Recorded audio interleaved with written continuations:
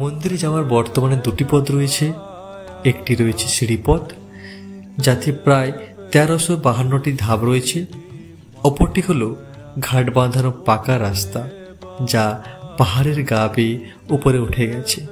ভক্তদের ধারণা সিঁড়িপথে গেলে পুণ্যলাভ হয়, তাই ভক্তদের অধিকাংশ সিঁড়িপথটা বেছে নেন।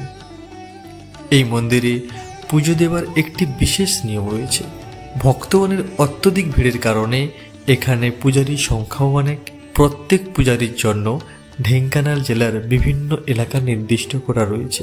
আপনি যে এলাকা থেকে গেছেন সেই এলাকার জন্য নির্দিষ্ট যে পূজারী রয়েছেন তিনি আপনার পুজো দেওয়ার ব্যবস্থা করবেন।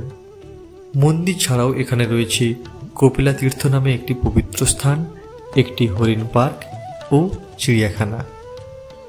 কপিলাস মন্দির হল ধর্ম, ইতিহাস ও প্রকৃতির এক অপার্থিব মিশ্রণ।